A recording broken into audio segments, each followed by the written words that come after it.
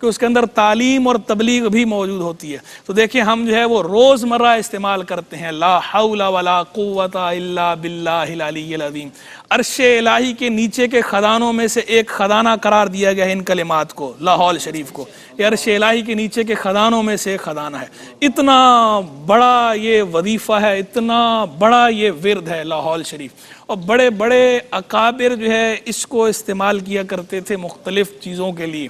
ابھی جیسے لوگ آج کل کہتے ہیں نا یہ وظیفہ یہ وظیفہ یہ وظیفہ، بڑے بڑے اکابر جو ہے ان کا یہ معمول تھا اور اسے وہ حرز جاں بنا کے رکھتے تھے۔ اور یہ آج کل جو پریشانیاں، جو ٹینشن، ڈپریشن، جو حدیث کے اندر جو بیان ہوا ہے 99 بیماریوں کے لیے بیان ہوا، 99 تکلیفوں کے لیے لا حول شریف کو کافی قرار دیا گیا، تو ان میں سے سب سے ادنا کیا ہے؟ فرمایا الہم۔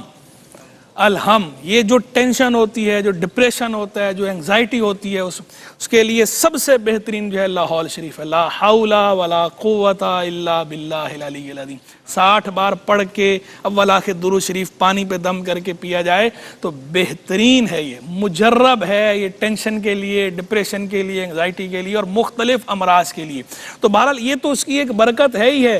میں یہ توجہ دلا رہا تھا کہ آپ اس کے اندر یہ دیکھیں اس کا معنی اور مفہوم کیا ہے، لا حول ولا قوت الا باللہ العلی العظیم۔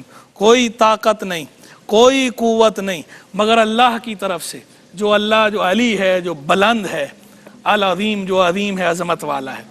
یعنی ہمیں بتایا جا رہا ہے یہ اوراد بھی جو ہمیں عطا کیے گئے، جو حدیث کے اندر تعلیم کیے گئے، تو یہ پڑھنے ہیں تو معنی مفہوم کے ساتھ پڑھنے ہوتے ہیں نا۔ تو معنی اور مفہوم پہ جو بندہ بھی اس کے غور کرے گا اور بار بار اس کا ورد کرے گا تو وہ یقیناً سمجھ جائے گا اس بات کو کہ کوئی طاقت، کوئی قوت نہیں مگر اللہ ہی کی طرف سے۔ تو آپ اندازہ لگائیں کہ اس کا اللہ پہ توکل کیسا ہوگا۔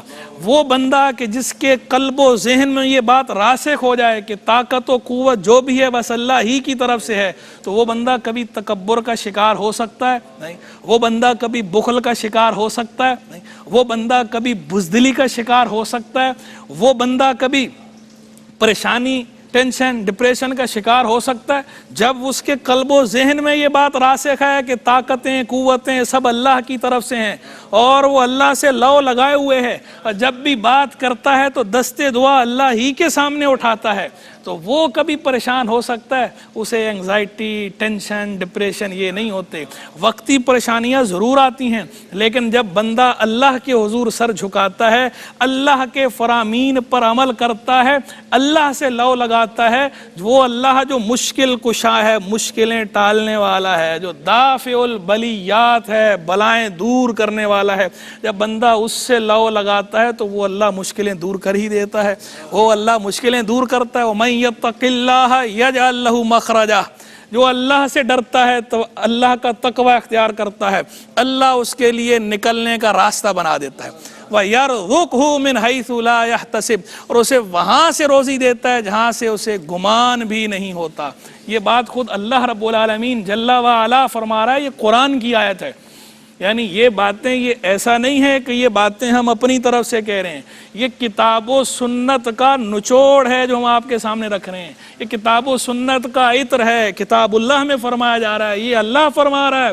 اللہ خود بتا رہا ہے کہ جو اللہ سے ڈرے، اللہ کا تقوی اختیار کرے، اللہ راستہ نکال دے گا۔ تو جب بندہ اللہ سے ڈرنے والا ہو تو اللہ راستہ نکالے گا، جب اللہ نے فرمایا اور وہ اپنے وعدے کے خلاف نہیں کرتا وہ راستہ نکالے گا۔ جب راستہ نکلے گا تو ٹینشن کہاں گئی، ڈپریشن کہاں گیا، انگزائٹی آ گئی، سب چیزیں ختم ہو گئیں۔ اللہ تبارک و تعالی وہ راستے نکالتا ہے، روزی بھی دیتا ہے اور وہاں سے روزی عطا فرماتا ہے جہاں سے بندے کو گمان بھی نہیں ہوتا۔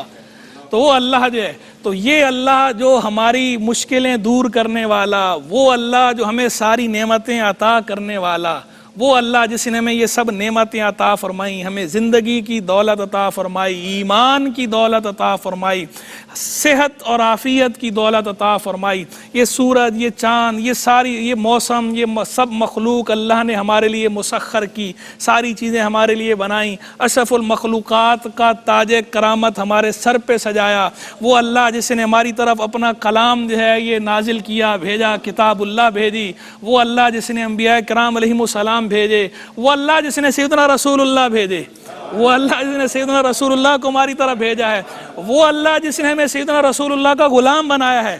ہم جتنا شکر ادا کریں، اللہ کی کسی نعمت کا شکر تو دور کی بات ہے، شمار نہیں کر سکتے۔ وَإِن تَعُدُّوا نِعْمَتَ اللَّهِ لَا تُحْصُوهَا، اگر تم اللہ کی نعمتیں گنو تو گن نہ پاؤ گے۔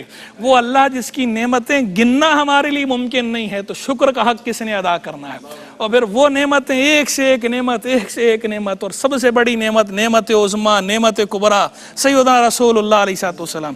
سیدنا رسول اللہ، یہ نعمت جو اللہ نے عطا فرمائی ہمیں اور ہمیں ان کی امت میں بنایا، کہ بڑے بڑے تمنا کرتے تھے ان کی امت میں سے ہونے کی، اللہ نے ہمیں ان کی امت بنایا بغیر ہماری تمنا اور طلب کے، بغیر ہماری کسی کوشش کے۔ اللہ کا خاص فضل، محض اپنے فضل سے اس نے ہمیں امت محمدیہ میں پیدا کیا، سیدنا رسول اللہ علیہ السلام کا امتی بنا دیا۔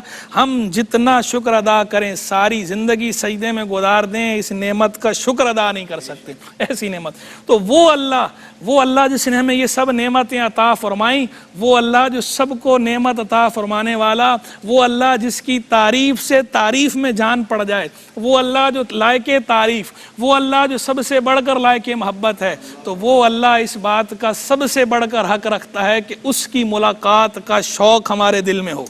یہ لمن کان یرجو اللہ، یہ جو آیت کے اندر فرمایا، یہ ساری گفتگو میں نے اس پہ کی، میں اپنے موضوع پر ہوں۔ موضوع آیت ہے، آیت کے اندر لمن کان یرجو اللہ، وہ جو اللہ سے ملنے کی امید رکھتا ہو۔